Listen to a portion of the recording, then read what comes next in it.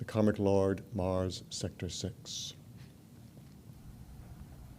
The sixth of freedom will be Ascension,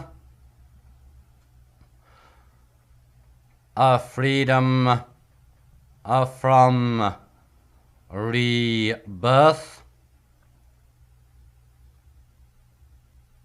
is brought about by those ready as a result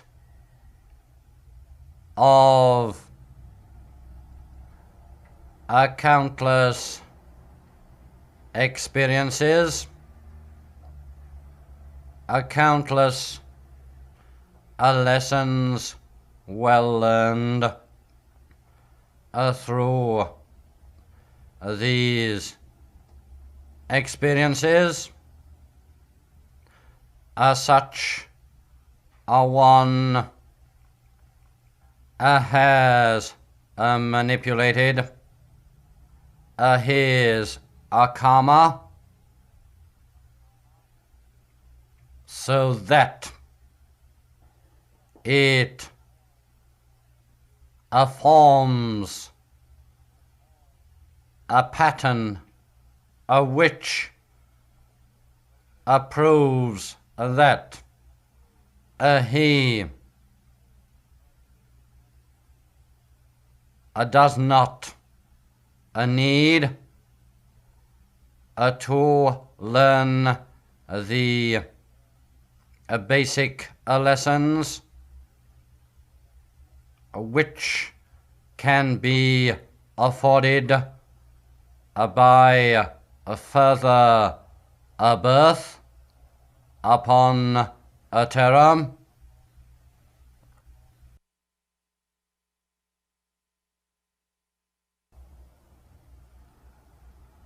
A truth is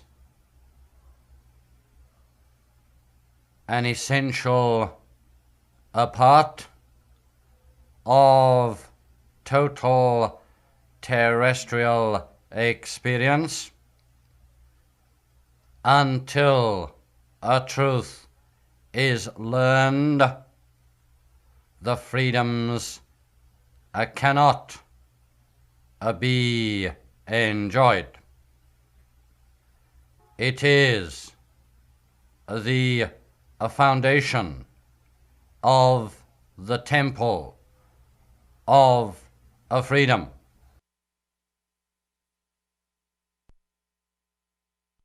One thing I wanted to say up front here is, for those who've read the Nine Freedoms and studied it, they'll know that we are just barely scratching the surface of these amazing teachings. So I would strongly recommend around these times when we're studying these, go back to the book and read it. Go back to the Master's commentary and read it. And if you have the transmissions, play them over. If you have the questions and answers and the lectures on them, listen to them, because there's so much contained in each of these freedoms and blessings. And every time I listen to them, I learn something new every single time, often many things new.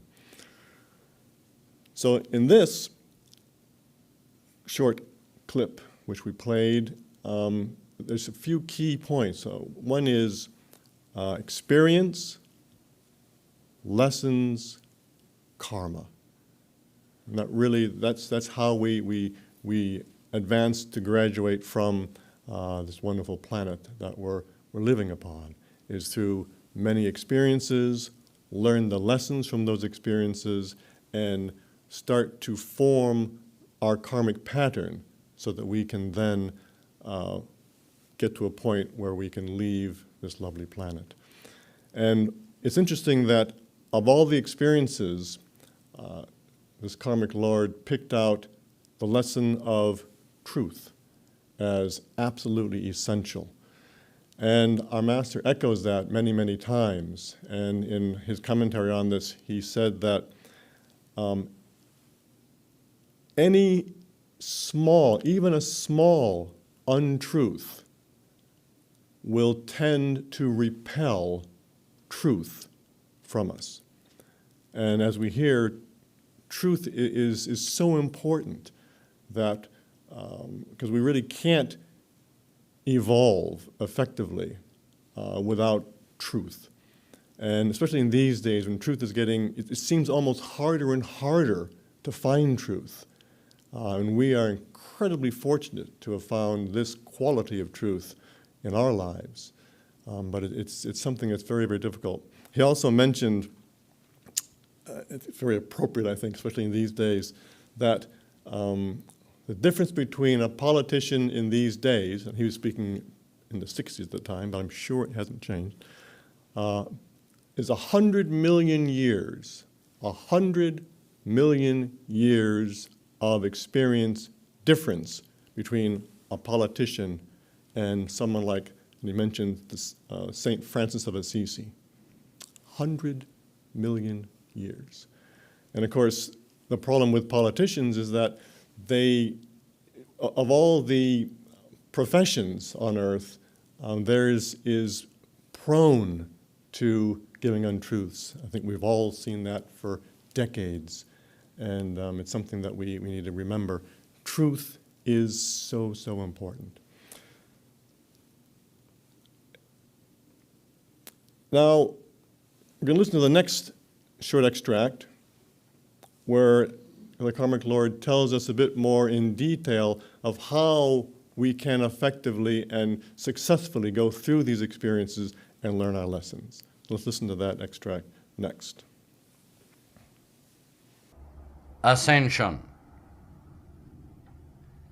This elevated state of being is not outside of your grasp, but within it.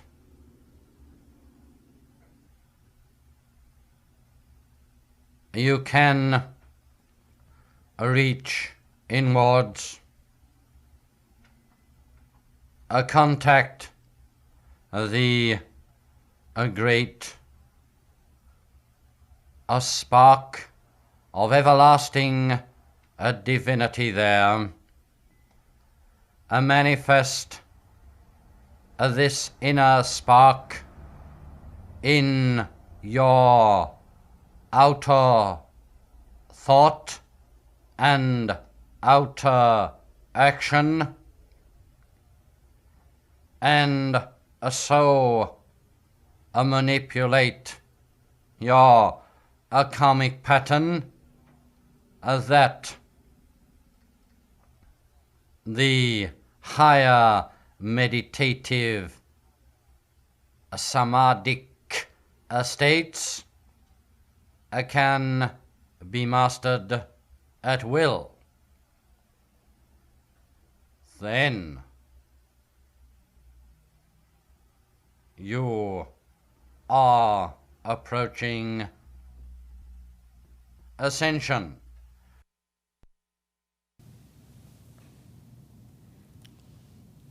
So here we're given this very simple to understand equation of how to reach ascension. You have experience, lessons, karma, and you are helped to make the right choices in your experiences and lessons through going within and contacting this spark within, which means going within and raising the kundalini to as high as you can. First, the heart center, throat center, third eye, which is enlightenment, and then finally the Brahma chakra, which is cosmic consciousness. And so as it's kind of like a two-poled approach. On the one hand, we're We're learning to go within. We're doing our spiritual practices. We're doing prayers, mantras, breathing exercises, concentrative exercises, trying to raise that kundalini as best we can, and of course, all the while giving as much service as possible.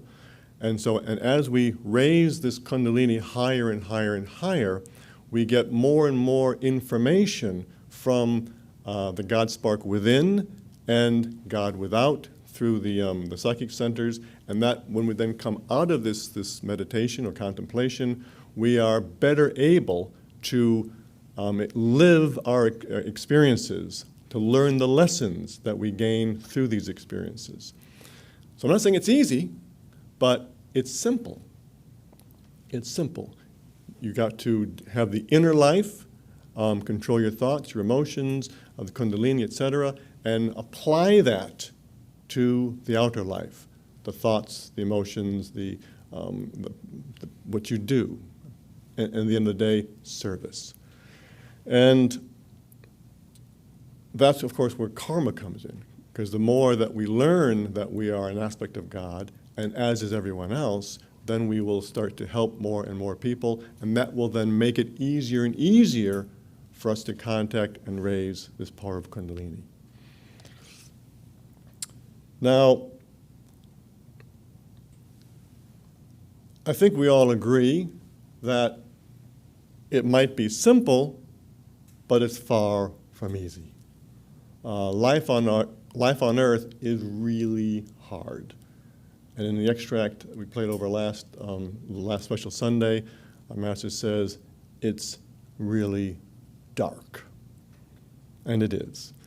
And so the next extract is from Dr. King's commentary on the sixth freedom, where he explains a bit more in detail of why it's so difficult on Earth. But he also gives us amazing revelation, which really was given by the Master Mars Sector 6, but Dr. King kind of reemphasizes it and heightens it, shall we say, makes it clear. So let's listen to this short extract from Dr. George King explaining the sixth freedom. The shortest distance which terrestrial man can take is the distance which is covered by the journey deep within, but it takes him longer to travel this relatively few millimeters than any other journey he will ever have to make. Than any other journey. This is your most difficult task. Because once you do this, the other tasks facing you through the great evolution are not as difficult as this. Once you have mastered this, then you can go on to greater mastery. The other tasks would be impossible to you now, but they will not be impossible to you when you have gone through this training ground correctly. There's everything against you here. Everything. The might of the mentality of Earth is against you. The great materialistic conspiracy is trying to hold you back. And if you can still win in the face of this, and you will win in the face of this if you go on, then you are indeed great. That's what's meant by this.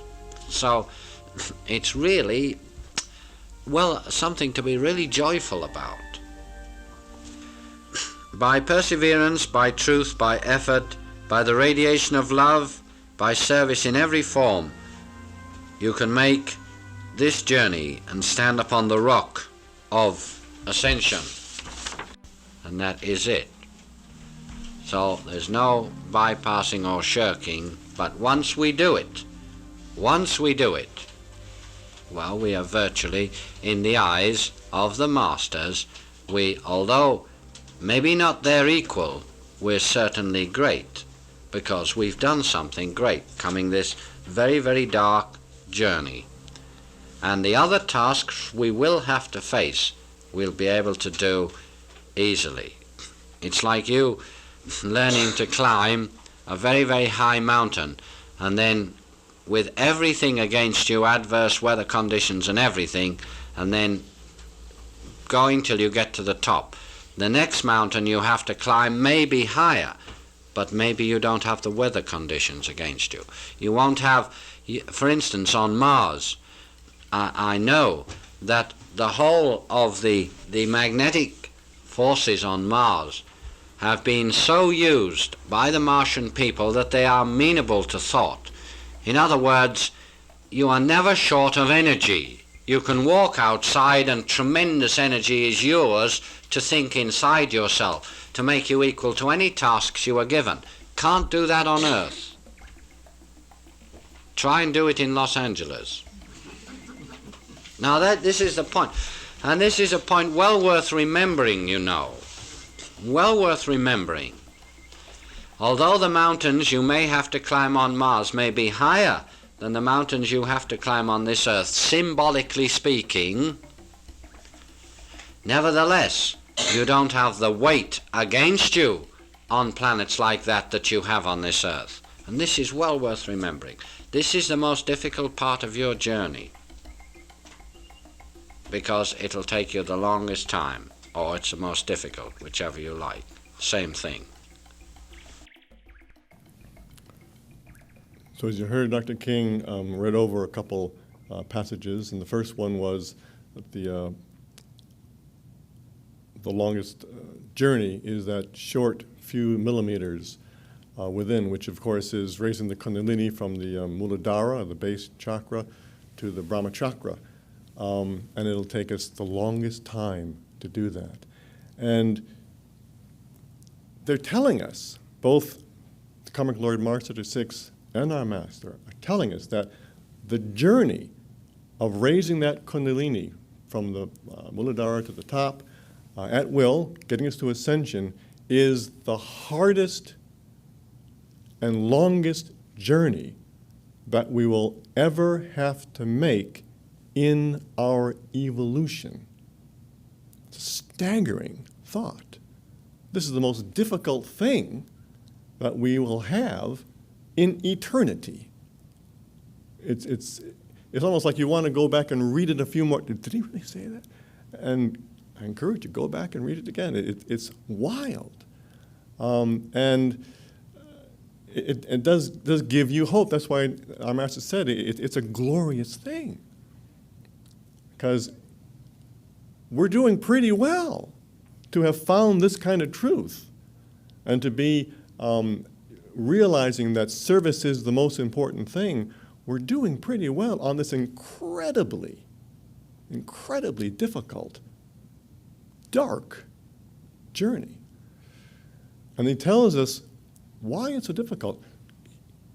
All the mind belt, all the thoughts of mankind are held in the mind belt that we all exist in here.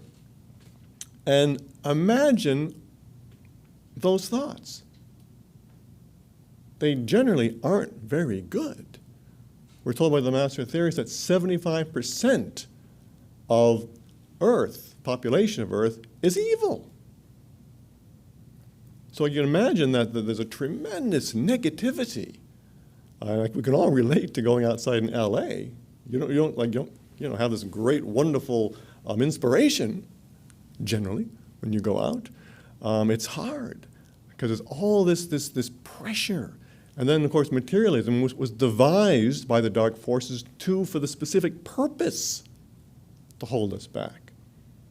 So you have this 1-2 punch of materialism and all of this negative thoughts, dark thoughts that we have to navigate, that we have to somehow pull the white light and the uplifting energies down and send them out. That's why it's so difficult. But it's positive in that this is the most difficult thing that we will have to do, which again, is hard to believe. That's what we're told. Now,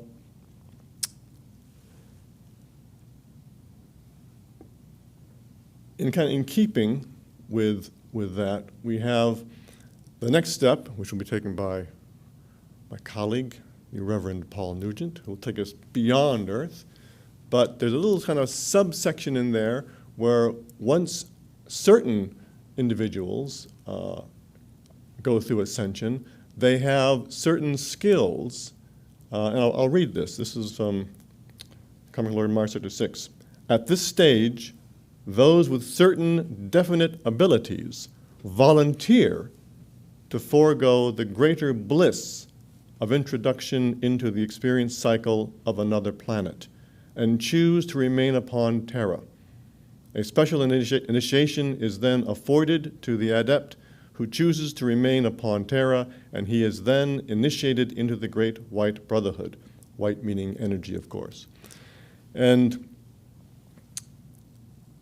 I think, could be wrong, but I think that those in the Aetherius Society will be the ones, or certainly amongst the ones, who have this special ability, who we will then want to and be able to stay back and join the spiritual hierarchy of Earth and continue this tremendous spiritual battle that we are engaged in. And it's truly wonderful that there are beings like those in the Great White Brotherhood, such as Saint Germain, etc., who stay back in this pit, as Mars Sector 6 calls it, rather than go on to these beautiful planets to help us.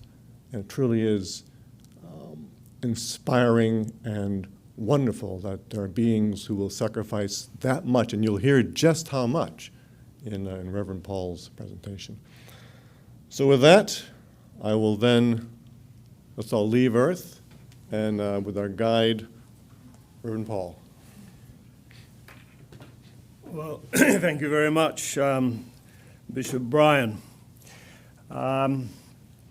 You know, as the bishop and I were putting this format together and just looking at these extracts from the Nine Freedoms and the commentary by our master, it just struck me as to why we waste so much time here on earth when there is this tremendous glory that is just awaiting us.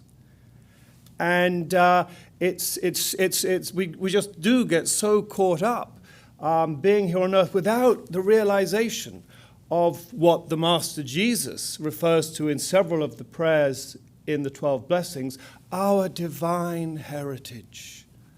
Our divine heritage. And it is, as you said, or His Eminence said, it is tremendously exciting. It's tremendous. It's unbelievably exciting.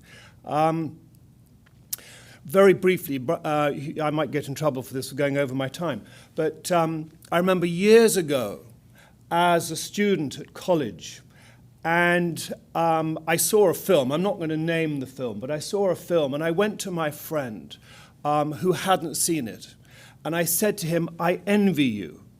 And he didn't really understand what I meant, but I envied him because he hadn't yet seen this film. He did not know what was in store for him in this incredible film. And I think it's a little bit true for us here in life. We just don't know what is in store for us. And it reminds me of the yogic story of the student who's, well, our hair needs to be on fire. Our desperation to find this truth. It's like a man whose hair is on fire and he needs to find water to put the fire out in his hair. And one does need that kind of intensity, but I don't think you can just have that intensity without sensing intuitively what is out there, which is why studying these teachings and doing the practices is so important.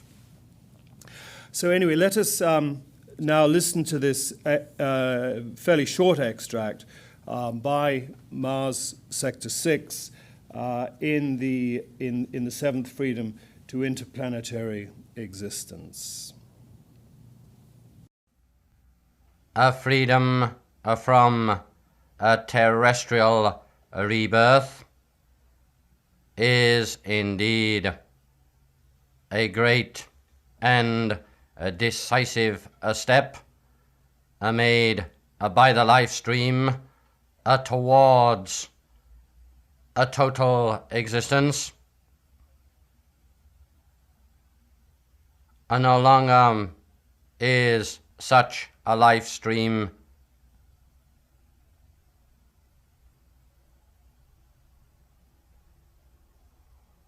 petty, prone to basic limitation, prone to like or dislike, as it was previously.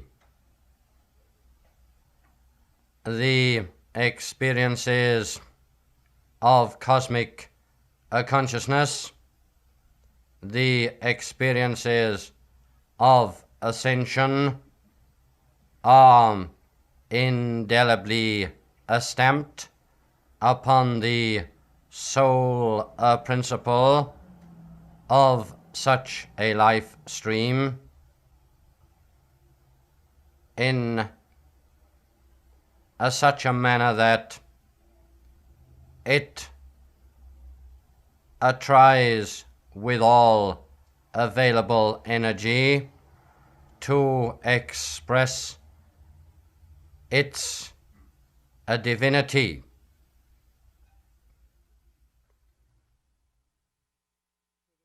Two little pieces in that extract I'd like to pick up on. The first is where Mars Sector 6 refers to making a great and decisive step made by the life stream towards a total existence. And I remember thinking a few years ago, this is very much paraphrasing Winston Churchill, but relating not to the war, but to cosmic consciousness. And I think that cosmic consciousness is not the end, nor is it the beginning of the end, but it is the end of the beginning. In other words, life doesn't really start until we have this experience of cosmic consciousness. And then we can begin to have much more of what he refers to a total existence. And the other thing that really stands out to me here, when he says that such a life stream, the life stream will try to express itself, well, it tries with all available energy to express its divinity. And I think, or this is indelibly stamped upon the soul principle, and I think that actually runs through the gamut, as our master would say. We are still here to express our divinity in the best, most complete way we possibly can, by beginning to have a realization of what we really are a part of, what our divine heritage is. Because to have that realization does fill us with this incredible joy that Dr. King referred to, and express that. And it ties in with a saying I came across a few years ago, and I think I really liked it, by the Impressionist artist Claude Monet. Because he said, I want to paint the way a bird sings. Because the bird just sings, it expresses its divinity. And I think that there is, as I say, a wonderful lesson for all of us, just to express our realization of what we are and what we are a part of. Well, the next extract is from a lecture given by His Eminence in Detroit on April the 25th, 1962. So let's now listen to Dr. King. So when a life stream leaves this earth through the initiation of ascension, it can't get away any other way. That's only one gate, that's all. When it does, then it comes into interplanetary existence. And after ascension from Earth, life stream goes either to Mars, Neptune, Jupiter, Pluto for further experience or a combination of those. It may have to go to all the lot. It might have to interchange for 50 to 60, 200,000 years in order to be of service, and at the same time to gain experience and to learn. Because apparently, after the initiation of Ascension, you really begin to learn. Before that, we're dullards and extremely ignorant. We haven't the control over our mentality. We haven't the control over the energy streams of the body. So therefore, what we are capable of learning is very, very minute in comparison with what we can learn and are given the opportunity to learn afterwards. The seventh freedom, I was thinking about this as I was sitting there, it was given on March the 8th, 1961. And I say that because what stands out to me here is the opening sentence. So when a life stream leaves this earth through the initiation of Ascension, it can't get away any other way. And as we've studied in these series of classes from free will to freedom, of course, the great transition point is that point of service, which of course then leads to enlightenment. And I remember I mentioned just now this was given on the 8th of March, 1961. I say that because what I'd like to say is I remember when I was coming across these teachings, I was not yet a member, but I'd come across the Aetherius Society. I was, listening to the 12 Blessings. I was reading books like the Nine Freedoms, and they were having a tremendous impact on me. They changed the course of my whole life. And I remember on the 9th of March, one day later, this was now in 1986, but I remember having a very profound dream. It was a Sunday morning. I was a Christian, a practicing Christian at the time, and I had at the head of my bed a portrait of the Master Jesus. But as I say, I was coming across the Aetherius Society, introducing me to this whole cosmic element. And I was lying there in my bed on this Sunday morning. It was one of those dreams where, a very lucid dream. It was dreaming, but it was almost as if I was awake. And I felt at the side of my bed the presence of an interplanetary being, a cosmic master, who was hovering there. And I remember in my dream state communicating or attempting to sort of telepath, I want to go to where you have come from. And I could see in the background this radiant gold planet. It seemed like it was fields of wheat, and the wheat was 10 feet or more high, and it just radiated this tremendous golden aura. And anyway, I was trying to say, I want to go where you've come from. And I got the message back, and I wrote this message at the bottom in gold letters on this portrait of Christ that I had at the head of my bed. And because the message was, you serve to leave. You serve to leave. You serve to leave. To get away, the only portal of ascension is through service. And I think it's a lesson for everything that we do in life, actually, to serve every situation in order to correctly, karmically leave that situation or a relationship or whatever it is. I think it was a very profound and important lesson, certainly for myself. So the next extract is another one from Dr. King, from that same outstanding lecture he gave on the Seventh Freedom in Detroit in 1962. So if we could play that, please. A great and deep appreciation and realization of the totality of divine existence exists within such a one.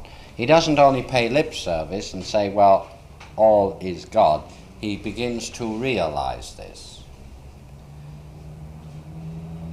And he begins to be a knower and begins to realize the why of existence. You know that the scientist asks how, and eventually, if he goes on asking how, he learns how. But the philosopher asks why. And if he asks why often enough and in the right way, he will learn the why and the how. But the scientist asking how will never learn why. That's why the philosopher is the greatest scientist. I don't mean the theoretical philosopher. I mean the active and practical philosopher. He who acts upon that which he has learned. I've asked Ashima, who's doing the technique, just to pause it there, because this whole business of why, asking why. And for those of us who are familiar with another of our master's great books, Visit to the Logos of Earth, he is there in front of the ineffable flame of the Logos. And he doesn't ask, how do you do this? He asks, why do you do this? And the answer that came back is, why in the same way do you do this? Because why draws upon something higher, something greater. And what it's drawing on is, well, at the end of the day, it's a love. It's bringing down a higher level of consciousness into the conversation, an intuitive, greater, intuitive sense, which is the energy of the cosmos. It's studied in the second freedom of love. And so to ask with that, ask why. Obviously, as our master is telling us, is far more valuable than just the curiosity of how. If we could continue that extract. No longer is he even limited to a base physical structure because he discovers that by the excitation of the internal molecular working he can form this base structure into finer matter, which he can propel throughout full space. Everybody in this room has the best space vehicle it is possible to have. Each and every one of you own this. You will take this to bed with you tonight. You will get up tomorrow morning with it, and you will have it until the day you die, and then when you die, this space vehicle will leave the physical body. And this is a far superior space vehicle even to any flying saucer that has been made. I refer, of course, to the consciousness of man. You can leave the human clay behind and sit in the middle of a blast furnace running at 4,000 degrees centigrade without feeling warm. You can, if you are good enough, go to the moon at night when it is a fraction above minus about 273 degrees. In other words, a fraction above absolute zero at night, and you will not feel cold. You do not need to breathe prana on oxygen or gases, because you can take it directly in and out. 7, well actually more than 7, but 7 for the moment without giving too much away, 7 little floodgates which you can open and close at will. And this space vehicle is extremely adaptable. It will withstand the tremendous pressures of Jupiter and the virtual non-existent pressures of some tiny little asteroid in which even in an ordinary physical body you could pick a ton weight up on your finger like that and throw it 1,000,000 miles away. This is true. But this particular space vehicle that you all have and don't use is extremely adaptable. I refer, of course, to the subtler bodies of man. Well, when you do go to the planetary, another planet, you will learn how to control this and propel it through full space. Again, wonderfully inspiring. We can all do it. We can all project travel to any planet, or he mentions there the moon, with what we have. And the other night, I was walking home, and I could see the moon there, and I thought to myself, how do I get to the moon? Masters told us we can do it. How do I get to the moon? But the answer I got was, Paul, don't ask how, ask why. Why? And I think it's quite important, or at least it's because you need a reason. There needs to be, because this is karmic, there needs to be a karmic reason for you to be able to do that, which how won't give you that answer, whereas why can and will, if it is meant for us to go, well, we know at some point. Anyway, this freedom, interplanetary existence, it ends with a profound revelation, never before given to mankind before. And I'd like to just read, just to remind you what it is, and then we will hear in closing this aspect of the seventh freedom, what His Eminence Sir George King has to say about this particular teaching from the Karmic Lord Mars Sector 6. Know this, the wheel turns twice, and the red globe dispels the darkness, so that the yellow globe may rise. In the rising comes realization. When the blue globe intersects the yellow globe at the right angle, consciousness is born. When the green globe causes fusion between the two, realization of consciousness takes place, and all the colors are manifest. When the violet globe rises into the golden sphere, the crescent of wisdom is born and shineth. This is the secret of creation. It is the secret of preservation. It is the secret of transmutation. It is the sacred word, AUM. And here's what our Master has to say about that. Right, now there you have the AUM, and I thought for years that this could not be improved upon, because it's there. There's the whole pattern of life. That's the reason we're here. It's put very simply. In fact, it's so simple that it staggers you, if you've got any appreciation at all. That is, until Wednesday, March the 8th, 1961. And then I discovered that I had been wrong, because an improvement was made upon this thing. It was made through myself. Not by myself, but through myself. And you will see that it is an improvement. And this is it. Creation, of course, couldn't be anywhere else. Preservation, yes, of course, that is the law of existence. But this is the improvement.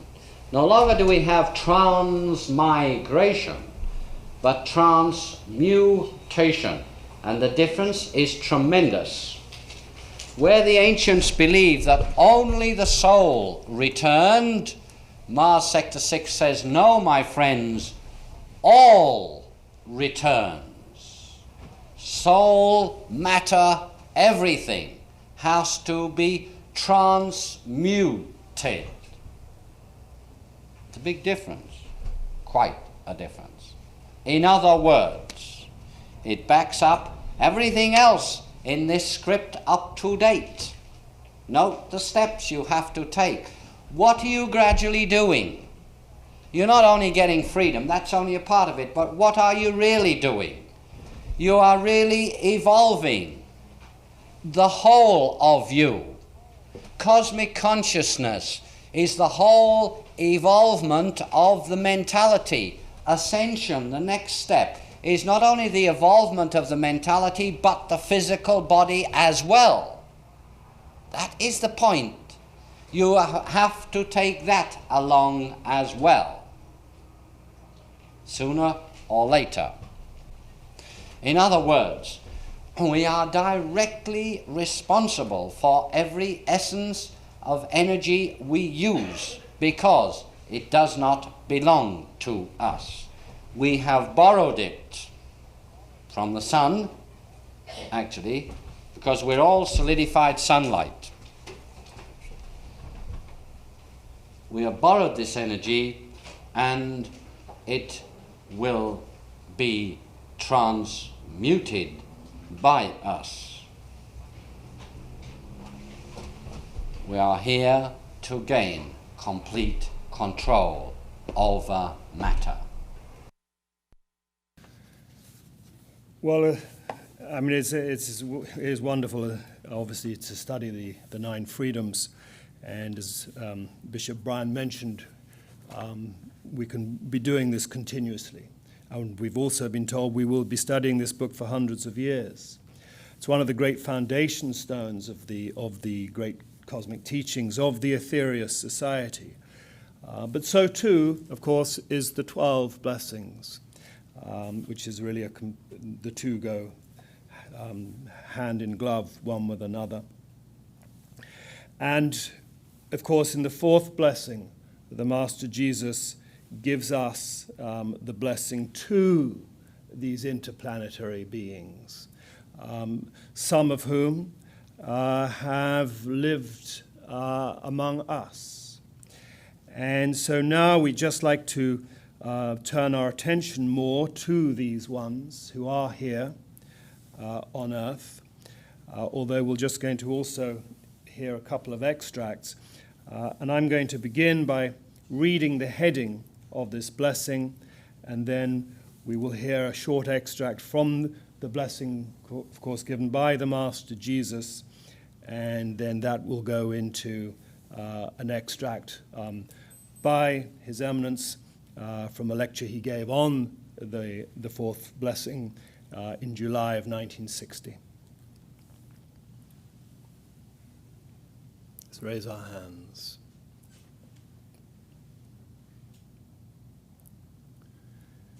Blessed are the planetary ones who have at this time sacrificed peace, sacrificed friendship, sacrificed their very salvations for you.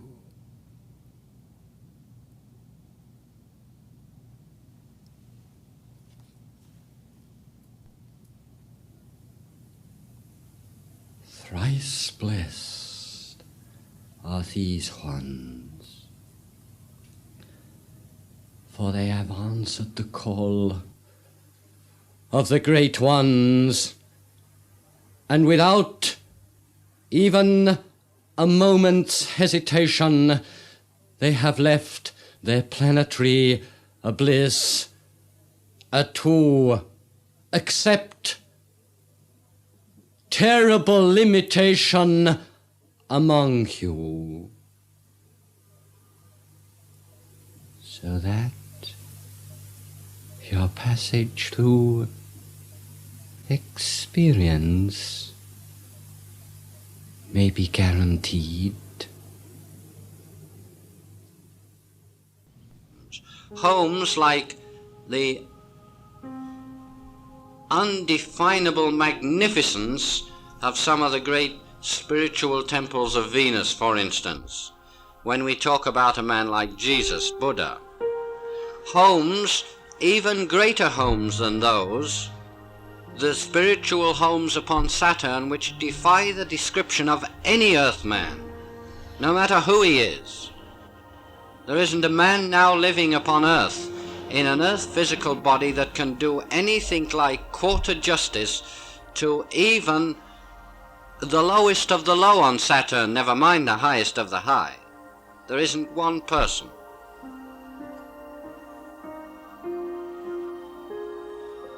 When we come to realize that a person, a great being like Krishna, came from the planet Saturn as a shepherd, in order to work and give the great teachings to Earth. And upon the teachings of Krishna, by the way, all other Bibles known today are based. The Bhagavad Gita is the oldest Bible, and it contains all the truths that all the other Bibles do put together. If you take the Quran, if you take all the other holy works, including the Holy Bible, put them all together, you have a tiny little book about that size, and it's called the Gita. This is the only book in the world which can stand that acid test. The Bible itself cannot stand it. The teachings of Buddha by itself cannot stand it. No other book can, but the Gita can.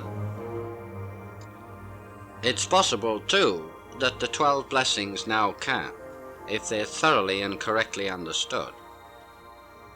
So when you come to consider a being came down to this earth from Saturn to give the great wisdom to this earth, then you know what the inference is here, who have left their spiritual homes, who have left their brothers, their spiritual brothers. Imagine a person from another planet, highly advanced person from another planet, living in an earth body among us.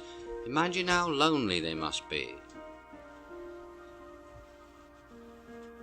Maybe not alone, but oh my God, how lonely.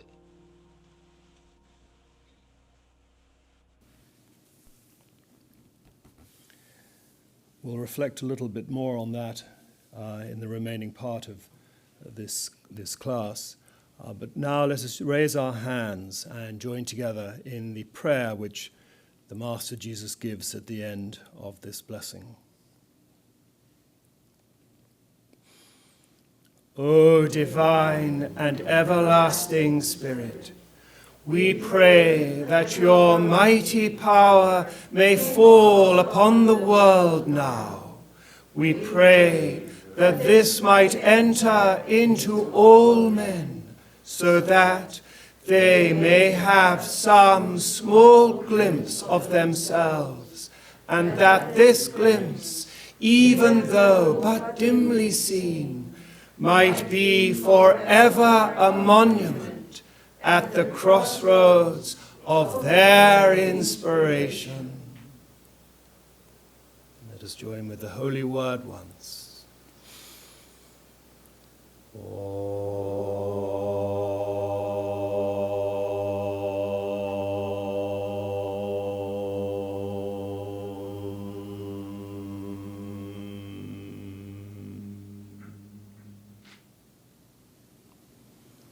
Please lower the hands, and I now hand the class and service back to Bishop Brian.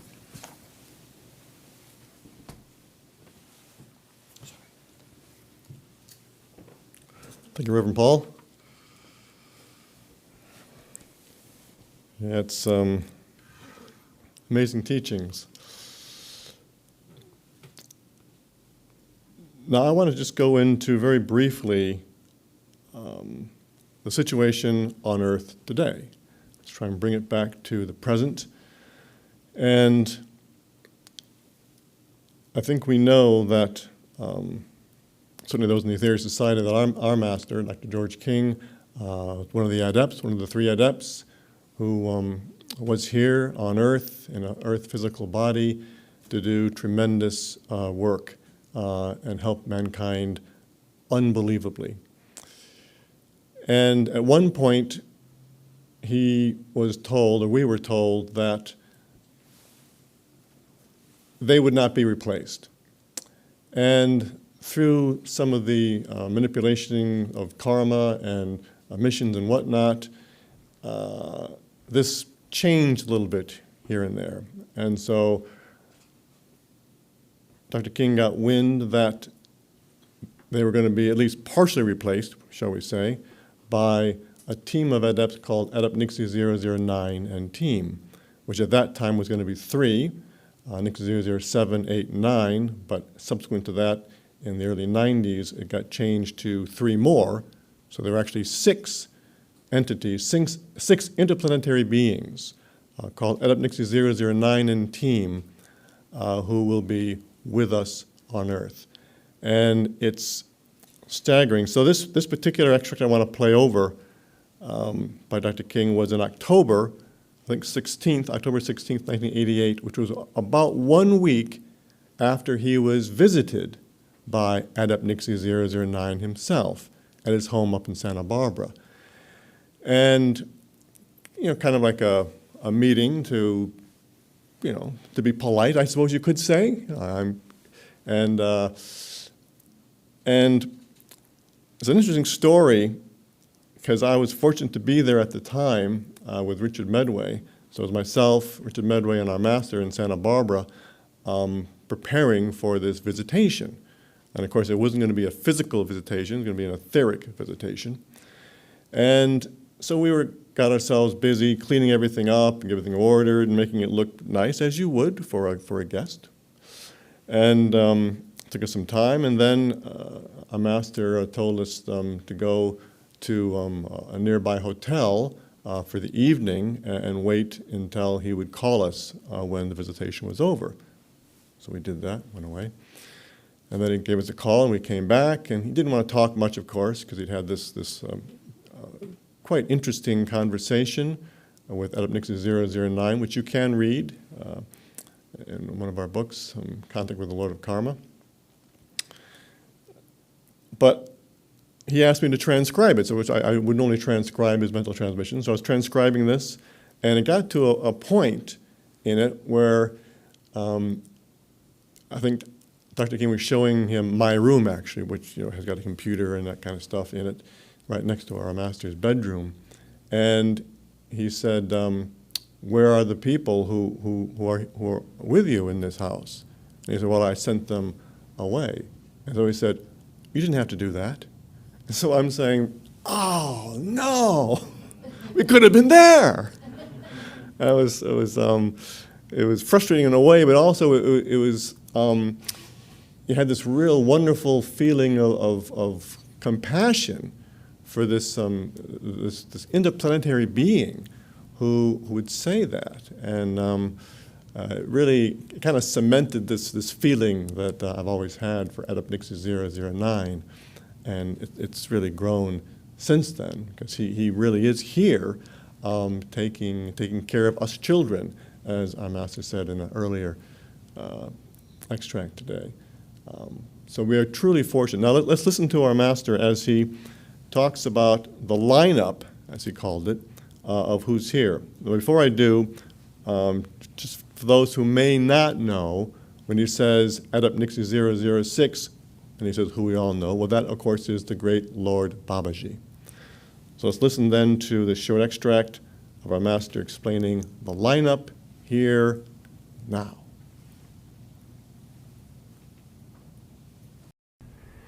Now this is going to leave a very impressive lineup of adepts looking after you children. Nixie 006, who's always been with us, you know who he is. Nixie 007, who comes from satellite number 3. Nixie 008, who comes from satellite number 3, and Nixie 009. So you will have quite a lineup of people who will try their best to fill the massive cosmic void which will be left when the 3 adepts must leave Earth. And also, these people, I feel, will guarantee that certain operations will be successful.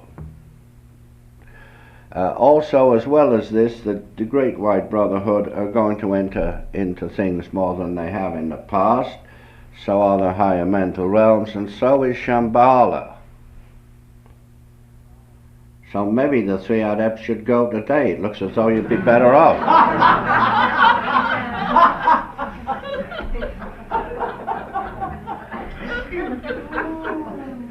You won't be better off, but you will be fairly well off. Our master was always angling to leave, wasn't he?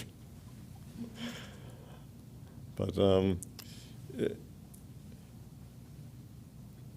we're going to get into in some of the future Sundays some of these operations that our master mentioned that Nixon 009 and team will make sure continue.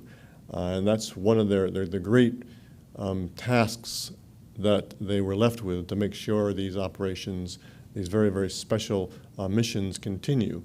Undoubtedly countless other things as well. We also found out that Nixie 009 has had a spacecraft back then, but then was given a larger spacecraft. That's when he got 3 more adepts to the team.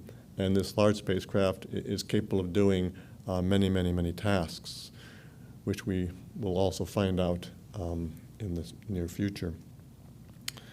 But the thing that struck me when I listened to this extract again was that, because we know quite a bit about Adept 009 in team, of course the Gotha Masters with Operation Sunbeam, Sector S2 in team, but the thing that struck me was that also taking a greater role in taking care of us children will be the Great White Brotherhood. They've been here, but the implication was they weren't taking or allowed to take as prominent a role, but that will be changing. The great beings on the higher mental realms, these great adepts and masters who have not quite reached ascension but are still very, very evolved, they'll be taking a greater and greater role.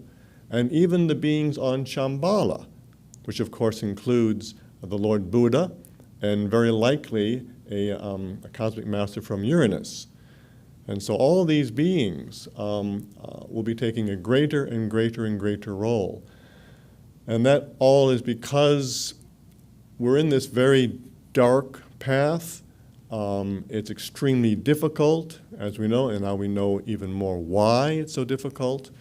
And on top of all that, I think we know in the Etheric Society that things are speeding up. The evolution is speeding up, and that's making it also more difficult and more important to go forward in spiritual ways. And so all this is kind of coming to a head, but we're blessed with tremendous support. Tremendous help has been given to us, and that's a truly wonderful thing. Now,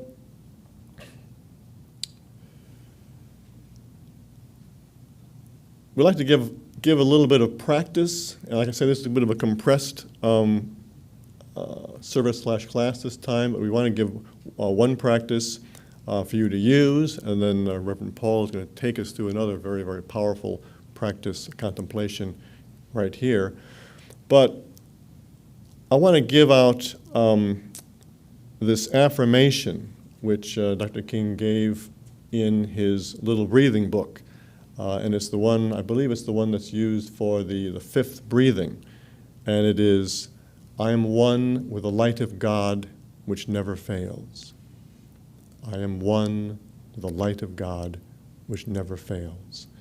And I particularly chose this one, number one, because it's the one that I like the most. And also, it is used by the Great White Brotherhood themselves. They use this.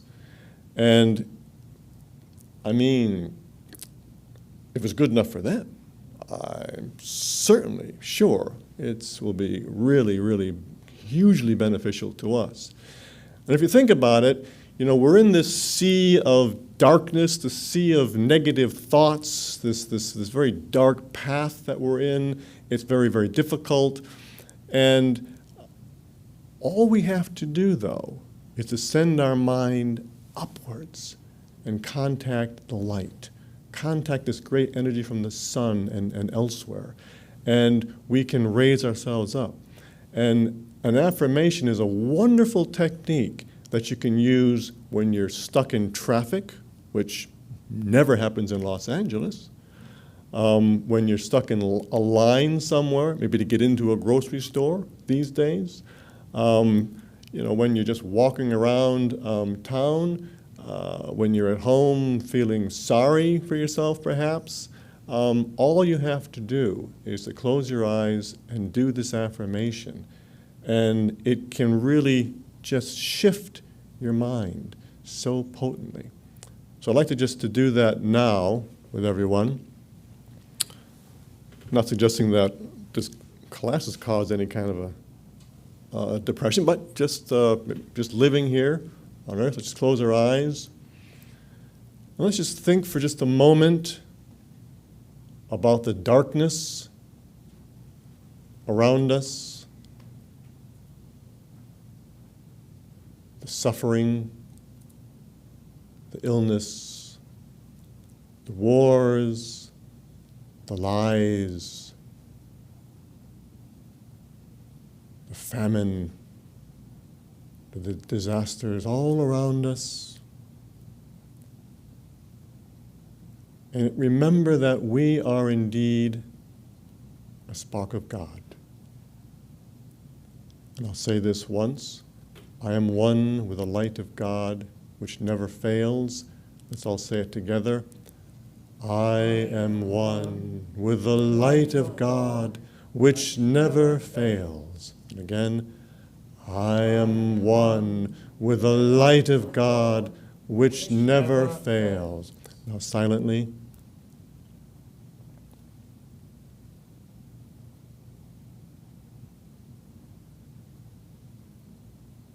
And really think of the meaning as you say it to yourself.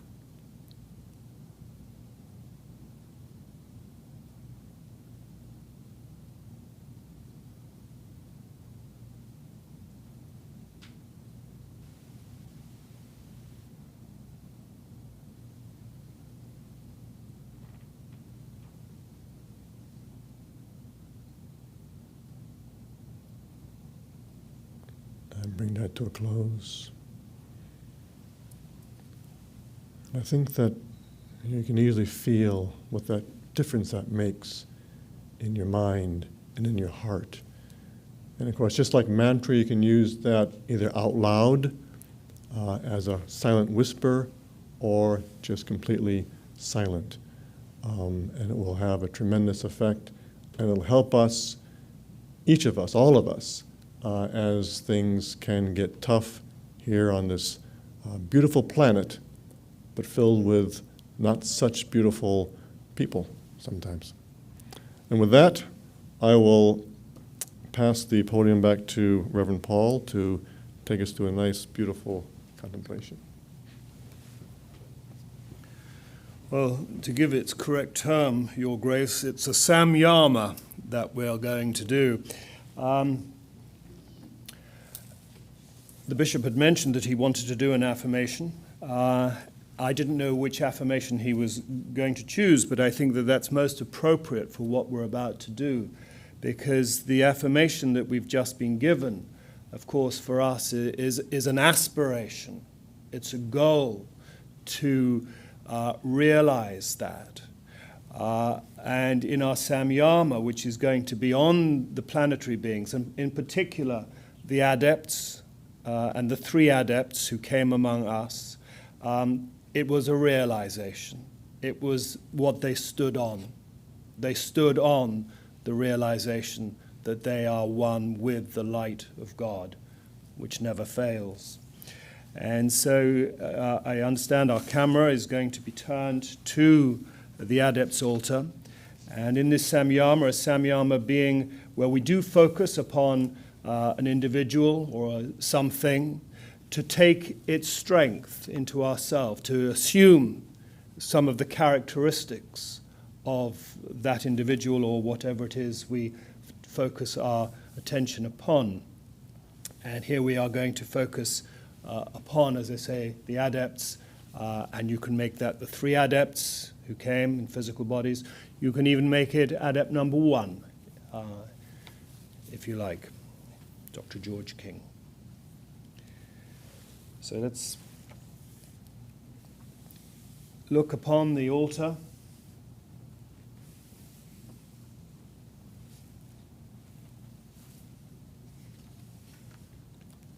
Dedicated to the adepts.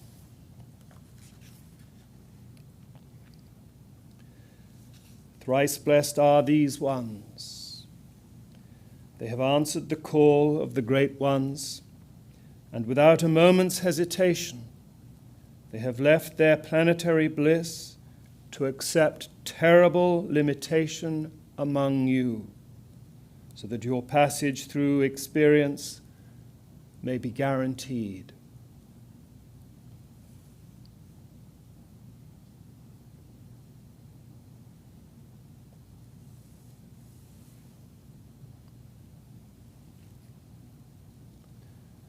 These are the ones who day by day suffer the unspeakable hell of terrible aloneness in order to give you their hearts.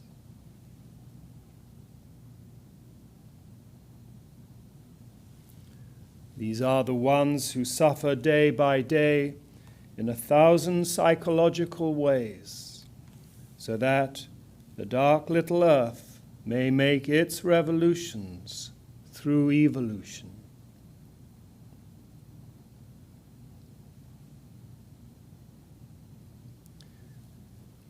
They take upon themselves terrible karma, awful responsibility to these ones, and yet they murmur not.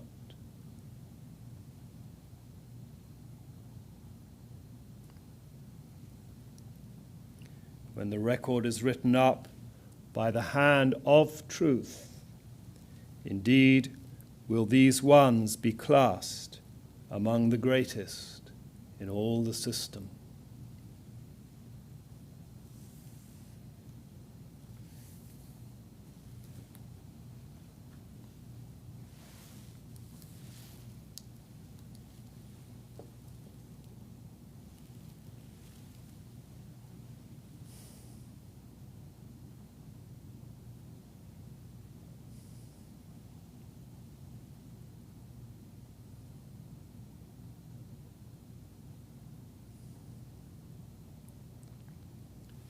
Let us join with the holy word 3 times.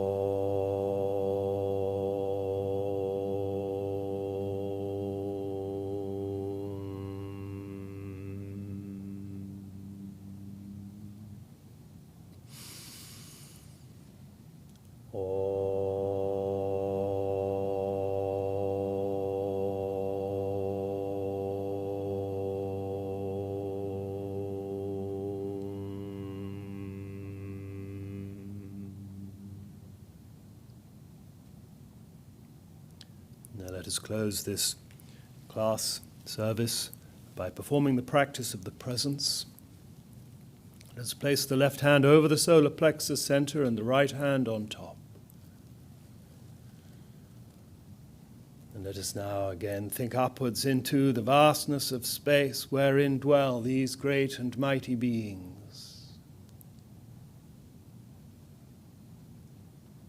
working their way to a realization of total existence, expressing their divinity in its fullness. And now let us visualize a wonderful living white light coming down from the ethers above and entering the top of our head. And see and feel it charging every cell of your brain. As we take this white light down through the neck and the shoulders and allow it to flow out into our heart center just in front of the breastbone. And see your heart center being filled with this white light.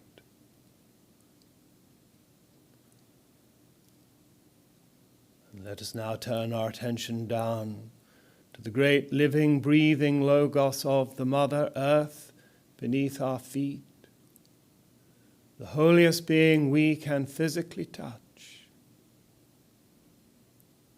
And in humility, let us now request her all-transmuting violet flame to come up through our feet and the lower part of our body and aura, and guide this violet flame upwards and out into your heart center, and see it amalgamating there with the white light.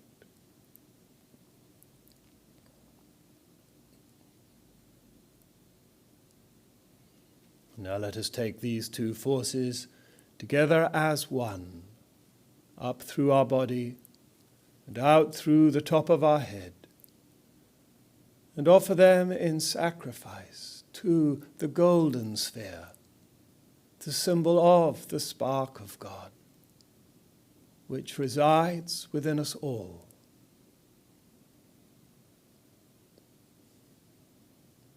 And then allow its golden radiance to flow down, filling every aspect of your being with its flood of uplifting golden light.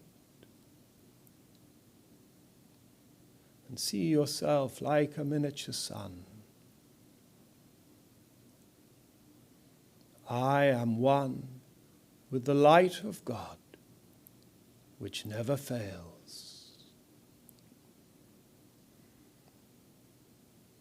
The holy word once.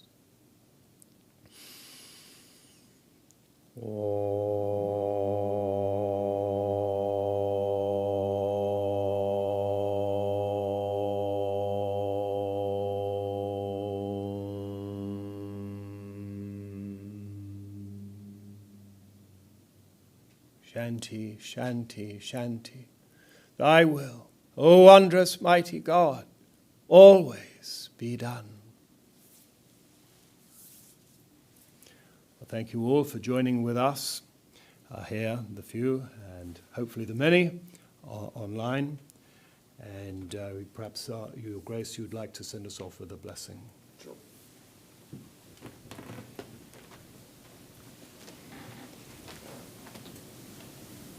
Mighty God, I ask that thy wondrous power might flow through me now into all the wonderful people within this holy temple and all those tuning in at home to this special Sunday service.